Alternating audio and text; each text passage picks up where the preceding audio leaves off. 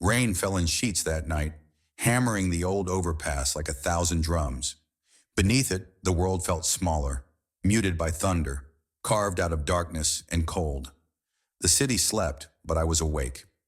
My name isn't important. What matters is what I heard. That bridge may have looked like shelter from the storm, but it wasn't what anyone thought. Under it, something was crying, a sound too small for the world, too fragile for the rain. I froze in the passenger seat of Jack's old rescue truck, ears high, heart pounding in rhythm with the storm. He thought it was the wind, or maybe a cat trapped in the flood runoff. But I knew that sound. I'd heard something like it once, long ago when a child had been pulled from rubble. It wasn't just noise, it was a plea. Jack slowed the truck as the thunder cracked overhead, his wipers smearing arcs of water across the windshield. "What is it, boy?" he muttered, leaning closer to the glass. I barked once, sharp, deliberate. He knew that bark. It meant stop. He pulled to the side of the road near the bridge's concrete pillars, his boots splashing in ankle-deep water when he stepped out. The river below had swollen with the rain, its surface writhing like black oil. Headlights from passing cars flashed briefly through the storm, painting silver streaks across the water before vanishing into the night. Jack grabbed his flashlight from the dash, its beams slicing through the darkness in trembling cones of light. I jumped down beside him, paws sinking into the mud, my nose twitching. There, beneath the diesel fumes, the rust, and the sharp tang of wet concrete, was the scent of something alive, human, small, helpless. We made our way down the embankment, each step sending loose gravel tumbling into the current. The wind whipped through the steel beams above, howling like something angry. Jack aimed the flashlight under the bridge, sweeping it slowly from one support column to another. Trash clung to the rebar, plastic bags, broken bottles, torn blankets. But behind it all, I saw a shadow shift. I growled, low and uncertain. Then the sound came again. A faint, broken wail rising and falling with the gusts. Jack's beam locked on it, a small bundle wedged behind a fallen pallet, half hidden under soaked tarpaulin. He dropped to his knees instantly, his gloved hands fumbling to pull away the debris. My nose was already pressed against the bundle, the smell unmistakable. Milk, rain, and fear. The tarp peeled back, revealing a thin blanket wrapped around a tiny form. Inside, a baby stirred weakly, her skin pale and cold, lips trembling as she let out another fragile cry. Jack froze for half a second, disbelief flashing across his face. Then training took over. He tore off his jacket, wrapping it tightly around the baby before pressing her against his chest. "Call it in," he muttered, his voice shaking. He looked at me instead, realizing how useless the words were in that moment. I nudged his arm, pressing my warmth against the tiny life between us. The baby's breathing hitched, then steadied against his heartbeat. He whispered something, words I couldn't understand, but his tone was soft, pleading. Above us, a car sped past, sending a cascade of water crashing down through the gaps in the concrete. The bridge groaned, echoing like thunder, but all I could hear was that heartbeat. Jack climbed the slope carefully, holding the child close while I stayed close to his heels. The rain hit harder now, blinding in every direction. When we reached the truck, he laid the baby on the passenger seat and fumbled for the radio. Static. He switched channels twice before the dispatch line caught. "This is Callahan, search and rescue volunteer, ID 739. I've got a live infant found under the east overpass near Riverside Creek. Condition critical. I need medical evac now." His voice was steady, but I could hear the tremor underneath it. The same tone I'd heard when he'd pulled soldiers from collapsed buildings years ago. The radio crackled, the operator's voice faint and distorted through the storm. "Copy that. Unit 739. Nearest response ETA 10 minutes. Keep the infant warm and breathing. Do not attempt transport in current flood conditions. 10 minutes. In this cold, that was forever." He cranked the heat, turned off the siren lights, and sat quietly, shielding the baby from the rain with his jacket. I stayed close, resting my head near her tiny feet. The warmth of her skin was fading. Jack rubbed her chest gently, whispering to keep her awake. Stay with me, sweetheart. You're all right. You're safe now outside. Headlights flashed again on the wet asphalt. A van slowed near the guardrail above the bridge. White, old, its license plate covered in grime. For a moment it lingered, idling. Then the engine revved and it sped away, tires hissing through the puddles. I lifted my head, growling low. Jack followed my gaze. You saw it too, he asked softly. Yeah, thought so. He picked up his phone, snapping a photo of the disappearing taillights before turning back to the baby. By the time the ambulance arrived, the child's cries had softened to shallow breaths. Paramedics rushed her into their arms, wrapping her in thermal blankets and oxygen tubes. Jack stood back, soaked and silent, watching as they worked. One of them, a young woman with kind eyes, looked at him and whispered, "If you hadn't found her when you did..." She didn't finish the sentence. She didn't have to. The baby's cry returned, thin but stronger this time. I exhaled, a small sound of relief, and Jack's shoulders eased. But as the ambulance doors closed, I noticed something else. An envelope taped beneath the baby's carrier. The paramedic hadn't seen it. Jack noticed my stare, followed my nose, and peeled it off carefully. Inside was a folded piece of paper.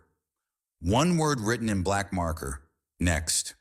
He tucked it into his pocket without a word. The ambulance pulled away, red lights painting the rain in streaks. We stood there until it vanished. Jack's breath came out in clouds, his gaze fixed on the dark road ahead. "Whoever did this," he said quietly. "They weren't just abandoning one baby." I barked softly, the sound swallowed by the wind. Deep down, we both knew this wasn't over. Somewhere out there, behind another bridge or alley, someone was setting a pattern. Someone counting down. We drove back toward the city, the heater blowing weak warmth into the cab.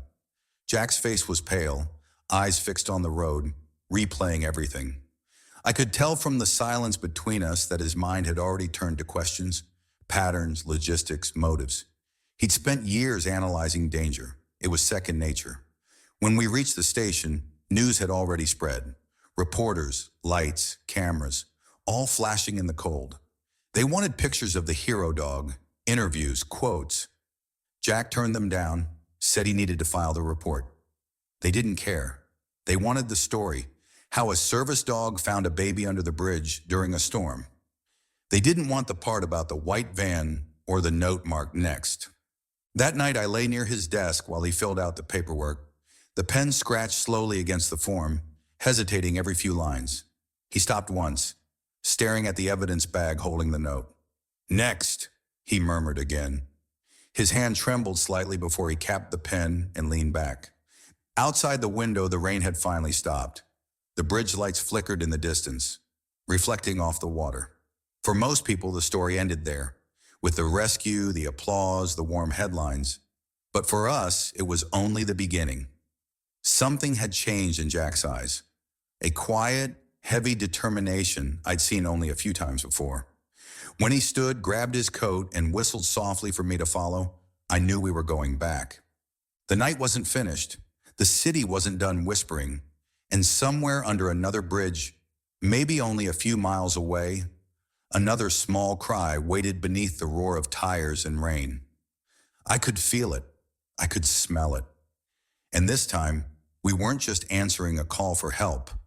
We were hunting whoever had started it. Jack didn't sleep that night. The storm had passed, but the silence it left behind felt heavier than the thunder ever had. Every creak of the walls sounded like footsteps. Every whisper of wind against the window carried a message he couldn't ignore. I lay near the door, ears twitching with each sound outside. The smell of smoke from the flooded streets drifted faintly through the cracks, mixed with damp wood and cold metal. Jack sat at the small kitchen table, the note marked "Next," lying open beside his cup of untouched coffee. His fingers traced the letters over and over again, like he was trying to memorize them, or maybe decode what they meant. He hadn't spoken since we came home from the station. He didn't have to. I could feel the unease radiating from him, the kind that comes when a man realizes a small act of kindness has drawn him into something much bigger and darker than he expected. When the phone rang at dawn, the sharp sound cut through the silence like a blade. Jack reached for it, voice hoarse. "Callahan." On the other end, the dispatcher from the station hesitated. "We just got another report," she said quietly. "Similar case. West River Bridge this time. Same wrapping, same blanket pattern. But," she trailed off, "this one didn't make it." Jack's knuckles whitened around the receiver. His voice stayed calm, but the tremor underneath betrayed him. "Send me everything. I'll head there now." He hung up and stood slowly, his shoulders tense beneath his faded flannel shirt. I rose too, sensing what was coming. The quiet life he'd been trying to build was gone now. Whatever this was, it had found him, and neither of us were the type to turn away once the trail had started. The road to West River Bridge was slick with rain, the asphalt glistening like black glass. Jack drove with one hand on the wheel, the other resting near my collar as if grounding himself through touch. The rising sun tried to break through the clouds, spilling dull silver light across the flooded fields. When we arrived, the area was already cordoned off with yellow tape. 2 police cruisers idled near the bridge, their blue lights flickering weakly against the morning mist. A small group of reporters waited behind the barricade, their voices low and urgent. Jack flashed his volunteer badge, and the officer on duty, Sheriff Riggs, a thick-set man with a forced smile, let him through. "Morning, Callahan," Riggs said, the tone too casual, too practiced. "Heard you had quite the night." Jack didn't return the smile. "Heard you had another one," he said. Riggs' face didn't change, but his eyes flickered for a second, something guarded, something calculating. "Unfortunate," the sheriff said, "but you know how it is. People do desperate things in desperate times. Tragic, really." Jack crouched near the tarp, covering the scene, his expression hardening. The child had been left the same way, wrapped, hidden, waiting. The pattern was exact, almost ritualistic. He glanced at the small evidence bag lying on the ground beside the sheriff's boots. Inside was another note, smudged by water, but still legible. "Next." Jack stood and looked straight at Riggs. "You think this is random?" he asked. Riggs shrugged. "Hard to say, but if I were you, I'd leave this to us. No need to make yourself a target. You've done your part." There was an edge under the words, a quiet warning dressed as advice. Jack didn't reply. He just nodded once, turned away, and called for me. As we walked back to the truck, I glanced over my shoulder. The sheriff was still watching us, his smile gone now. The look in his eyes was something colder than indifference. It was recognition. Back in the truck, Jack sat for a long time before starting the engine. "They're covering something," he said finally, almost to himself. "This isn't just neglect. It's organized, controlled." His voice grew quieter. "And he knows it." He looked down at me, eyes tired but alive with purpose. "We're going to need help, boy." He drove straight into town, past the courthouse and down the narrow street to a weathered building with a faded sign that read, "The Abernathy Chronicle." Inside, the air smelled of ink, old paper, and coffee gone stale. Behind the counter sat Mia Abernathy, daughter of the old storekeeper Jack had known, now a journalist with a stubborn streak and a reputation for chasing stories no one else dared to print. "Jack Callahan," she said, looking up from her computer. "When I heard the scanner last night, I knew you'd be involved somehow." Her smile faded when she saw his face. "You found another one, didn't you?" He nodded, sliding the note marked next across her desk. "There's more," he said. "At least 2 bridges, maybe more. The same blankets, the same handwriting. Someone's leaving them like they're part of a plan." Mia picked up the note with gloved hands, her brow furrowed. "This isn't a mother in panic," she said quietly. "This is a message." She turned the note over, her eyes narrowing. "This ink, it's waterproof. Industrial. Not something you buy at a store." Jack leaned against the desk, folding his arms. "You've still got contacts at the paper's digital desk?" She nodded slowly. "If I can connect this to something bigger, I'll need time." "Maybe a few days," Jack shook his head. "You don't have days." Whoever's behind this knows we're looking now. His gaze flicked to the window. Outside, a white van turned the corner slowly, its wipers slicing through the drizzle. For a moment it seemed to pause by the curb, then continued down the street. Jack's jaw tightened. Mia followed his eyes, frowning. "Friend of yours?" she asked. "No," he said softly, "but they're interested in what we're saying." Mia stood, grabbing her camera bag and recorder. "Then let's make it harder for them to listen." They moved to the back of the office, away from the windows. Jack laid out everything he had. Photos of the bridge, the license plate shot from the night before, the map of the city with dots marking each known location. I sat nearby, watching them trace the pattern. The dots formed a line following the old highway, the same one used by cargo trucks heading toward the industrial district. Mia pointed at the midpoint. "Here. This stretch runs past the abandoned textile mill. It's fenced off, but there's a service road that cuts behind the property. No cameras, no patrols. If I were trying to move something or someone without being seen, that's where I'd go." Jack nodded. "Then that's where we start." He gathered the papers and stuffed them into a folder, his movements quick, efficient. Mia grabbed her keys. "You realize if we find what I think we're going to find, we won't be able to walk away quietly." Jack gave a tired half smile. "When was the last time you did anything quietly?" She laughed once, short and humorless. Then she looked at me. "Guess we're bringing your partner?" Jack's answer was simple. "He's the only one I trust." We reached the industrial park just before dusk. The sky had turned the color of wet ash, and the rain had returned, softer now but relentless. The mill loomed ahead, its rusted gates half collapsed. The sign above them faded beyond recognition. Jack parked the truck 100 yards back and cut the lights. The air smelled of oil and rot. I could hear water dripping inside the building, a slow metallic rhythm echoing through the broken walls. Mia adjusted her camera strap and whispered, "You sure about this?"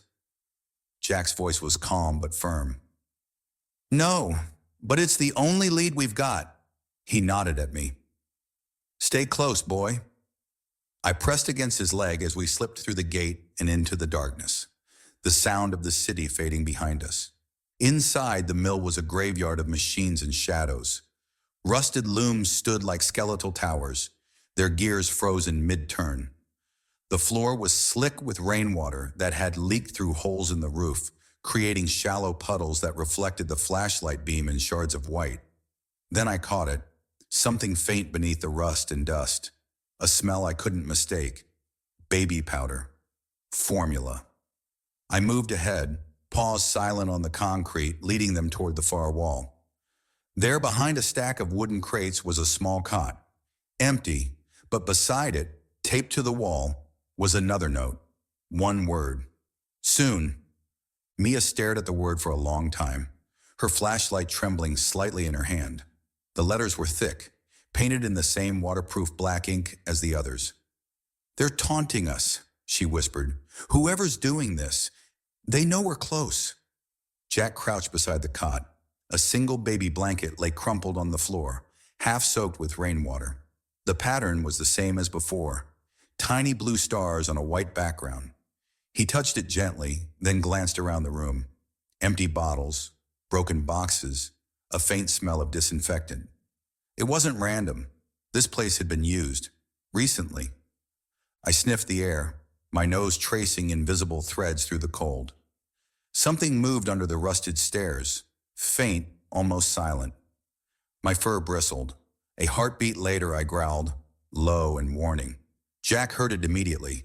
He raised a hand for silence, eyes narrowing toward the shadows.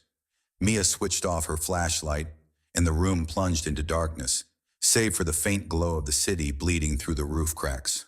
For a moment, everything was still. Just the drip of water, the creak of metal, and the sound of breathing that didn't belong to us.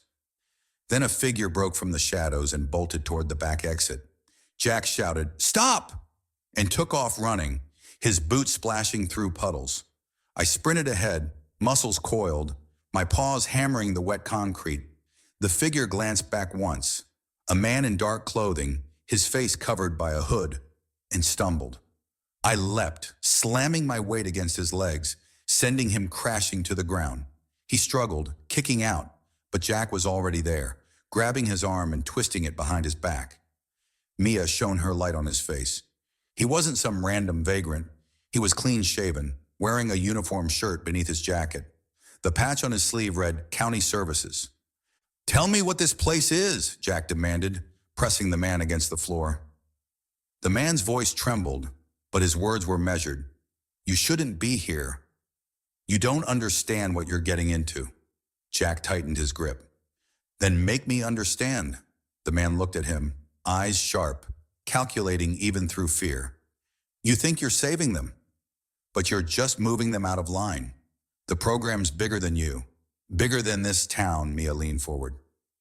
"What program?" The man smirked, the kind of smile that carried pity. "You'll find out soon enough." Before they could press further, the screech of tires echoed from outside. Headlights flared through the broken windows. Jack yanked the man to his feet, but he wrenched free and ran. A gunshot cracked, the sound shattering the still air. The man crumpled mid-stride, falling just short of the open door. Mia gasped. Jack dove for cover, dragging me behind an overturned crate as two silhouettes appeared in the doorway. They didn't speak. They didn't need to. Their precision told the story. They weren't amateurs. The first fired another shot into the darkness, the bullet sparking against metal. Jack returned fire with his sidearm, the report deafening in the confined space. The figures ducked, then retreated. The echo of their boots faded fast. When the silence returned, only the rain remained, whispering against the roof. Mia knelt beside the fallen man, checking his pulse. "He's gone," she said quietly. Jack exhaled, jaw tight. They cleaned up their own. He looked at the cot, at the word on the wall. "Soon," he muttered. "They're escalating." We left before more could come. The drive back was silent, the windshield wipers ticking in a slow rhythm that matched the pounding in Jack's head. He stopped at a gas station outside town, parking behind the building. Under the dim orange light, Mia pulled out her phone, scrolling through her contacts. "I have someone in the city," she said, "a source from when I covered the state contract scandal. If I can get him the photos, maybe he can trace where those blankets came from." Jack nodded. "Do it. And be careful who you call. They'll have ears everywhere now." While she sent the encrypted files, I sat by the door, watching the reflections of headlights pass on the wet pavement. Every car that slowed made me tense. Every rumble of tires sent my ears twitching. When she was done, Mia looked exhausted. The tags on those blankets, they're bulk supplies from a hospital network that doesn't exist anymore. It shut down 15 years ago after a funding scandal. Jack frowned. 15 years, he repeated. That's the same timeline as the first note. He reached into his pocket, pulling out the folded message he'd found under the bridge. The handwriting was identical. It was after midnight when we finally reached Jack's cabin at the edge of town. The place was quiet, the forest beyond swallowed by fog. He checked the locks twice, then set the rifle by the door. Mia spread her notes across the table, her voice low but urgent. If these babies are being placed on purpose, it's part of a network. Someone's deciding who gets saved and who doesn't. Maybe black market adoptions, maybe something worse. Jack rubbed his temples. And the sheriff's involved. He had that second note before I even got there. Someone's feeding him information, Mia nodded grimly. Or orders. The next morning the world seemed deceptively calm. Sunlight filtered through the mist, glinting off the wet leaves. But the peace was a lie. Jack woke early, already dressed, his expression set. They'll come here next, he said quietly. We need to move the evidence before they do. He packed a small duffel with the notes, the photographs, and Mia's flash drives. She protested. Jack, this is my job. I can go public. He shook his head. Not yet. If we go too early, they'll bury it before it spreads. He glanced at me, then at the door. We'll wait until tonight. That afternoon, the first sign came. A white SUV parked half a mile down the dirt road, just visible through the trees. Jack saw it from the porch, his jaw tightening. They're watching, he said. He moved quickly, closing the curtains, loading fresh rounds into the rifle. Mia unplugged her laptop, stuffing it into her bag. You said we'd wait. We can't, he replied. They're not going to knock. The storm returned before sunset, wind rattling the windows. I paced near the door, every instinct screaming that danger was closing in. The air smelled of metal and rain and something else. Gasoline. Jack noticed it too. He crouched by the door, whispering, "They're going to burn us out." A second later, the back window shattered. A bottle rolled across the floor, flames blooming from its mouth. Mia screamed, grabbing a blanket to smother it. Another crashed through the side window. The room filled with smoke and the acrid bite of chemicals. Jack coughed, shouting, "Out the front, now!" He threw open the door, the cold rain slapping against our faces. Outside, two figures moved in the dark, their outlines distorted by the storm. I growled, pushing ahead, but Jack's hand held me back. "Stay low." He fired a warning shot into the air, the crack echoing through the trees. The figures ducked behind the SUV, then one shouted over the wind, "Give us what you took, and you walk away." Jack's answer was another bullet, closer this time. They fired back, splintering the porch rail. Sparks flew where metal met wood. Mia crawled behind the truck, fumbling for her phone. "I'm calling for help," she yelled, but Jack shook his head. "No signal out here." They planned for that.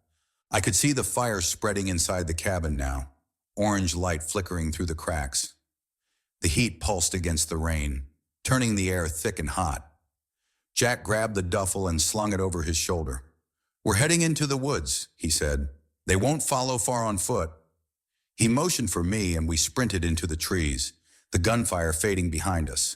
The forest swallowed the sound, leaving only the roar of the storm and the ragged rhythm of our breathing. Mia stumbled once, catching herself on a fallen branch. "How long can we run?" she gasped. Jack didn't answer. He just kept moving, deeper into the darkness, where the road disappeared and the river waited below. The rain was relentless, beating through the treetops and soaking everything beneath it. But it was better than gunfire. The forest was alive with motion, branches snapping underfoot, breath steaming in the cold air, and the distant growl of the river ahead. Jack moved like a man who'd done this before, his instincts guiding each step. I stayed close, cutting through the brush beside him, ears tuned to the rhythm of pursuit. The men behind us weren't giving up. Every few minutes we'd hear a crack. Not thunder, but a branch breaking under a heavy boot. Mia struggled to keep pace, her breath ragged, camera bag clutched to her chest. "Where are we going?" she gasped. "There's an old ranger outpost about a mile north," Jack said, voice barely audible above the storm. "It's abandoned, but if we can reach it before they do, we'll have cover and radio contact." Lightning ripped across the sky, illuminating the forest for a split second, just long enough to show three dark shapes weaving between the trees behind us. Jack swore under his breath. They split up. He slowed, gesturing toward a fallen log ahead. "Down, now!" We dropped behind the trunk as a gunshot cracked through the rain, splintering bark just inches from Mia's shoulder. She stifled a scream, clutching my fur instinctively. Jack peeked over the log, eyes scanning the shadows. "They're driving us toward the river," he murmured. "They want to box us in." "Then we don't go where they expect," Mia said, surprising even herself with the steadiness of her voice. "There's a drainage culvert near the lower bend. I saw it marked on the old mill map." Jack's gaze flicked toward her, considering. Then he nodded. "Good eyes. Move." We crawled through the underbrush until the sound of the river grew deafening, a constant rush of white noise that masked our steps. The culvert appeared through the trees, a massive rusted pipe half buried in the mud, spewing rainwater into the swollen current. Jack shone his flashlight briefly inside. It stretched deep into darkness, wide enough for a person to crawl. "Go," he said. "I'll cover." Mia hesitated. "Jack, go!" She dropped to her hands and knees, crawling inside, the duffel strapped to her back. I followed close behind, my paws slipping on the slick metal. Jack was last, reversing into the tunnel, Rifle aimed toward the tree line. Another burst of gunfire erupted. 3 sharp cracks. A bullet rang against the pipe's edge as he ducked inside. The echo was thunderous, metal singing with the impact. Inside, it was pitch black except for the faint white glow of Mia's phone flashlight bouncing off the curved walls. The air smelled of rust and runoff.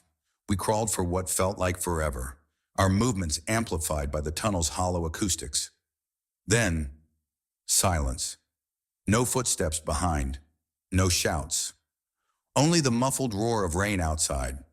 When we emerged on the other side, we were on a narrow embankment beside the raging river. The old ranger outpost stood just ahead, a small cabin on stilts, its windows dark and fogged. Jack exhaled slowly, lowering his rifle. "We made it!" Mia stumbled onto the porch, soaked and shaking. "You think they'll find us?" "They'll look," he said, "but they won't come this far in the storm." He looked down at me. "You okay, boy?" I wagged my tail once, though my ears stayed forward listening. Something about the silence didn't feel right. Jack pushed open the door. The interior smelled of damp wood and dust, but it was intact. A single table, a radio set, and shelves lined with old maps. He flipped the switch on the radio. Static. Then a faint hum. "This is Callahan. Emergency code 6, he said into the receiver. "We need immediate backup at Ranger Outpost 12. Repeat, Outpost 12. The radio crackled. Then a voice answered, faint and distant. "Copy that, Callahan." Response time, 30 minutes. 30 minutes. Too long. Mia slumped into the chair, pulling out her camera. "I got some of their faces," she said between breaths. "If we get this to my editor—" Jack cut her off, his eyes still on the window. "If we make it to your editor." The lightning flashed again, and for an instant I saw them.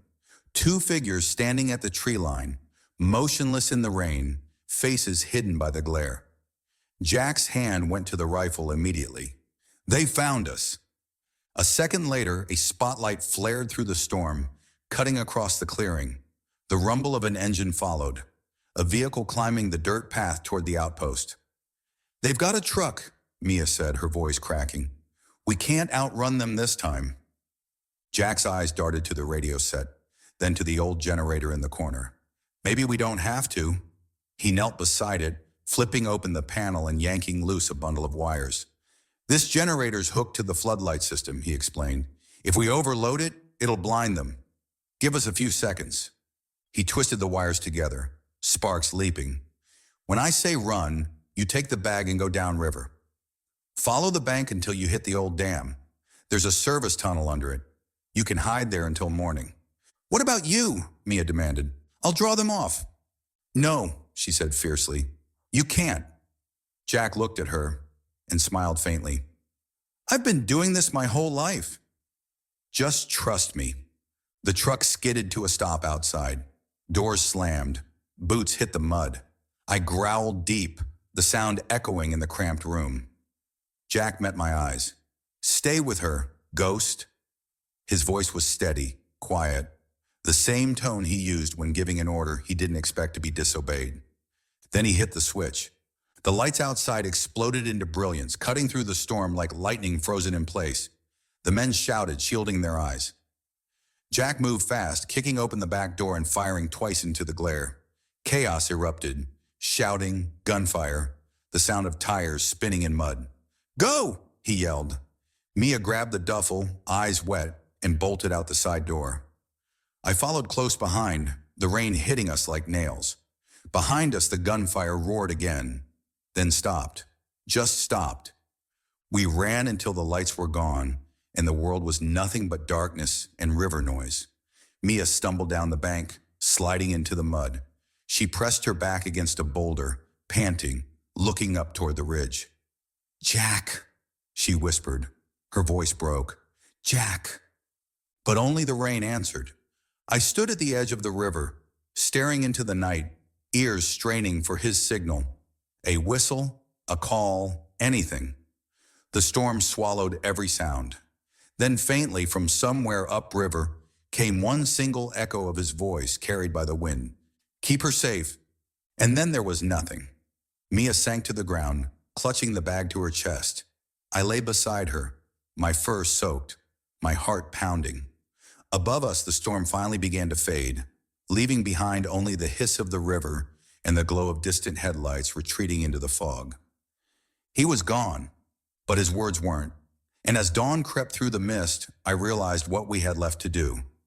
Finish what he started, the evidence, the story, the truth behind the bridges, the babies, the notes. The fight wasn't over, it was only beginning.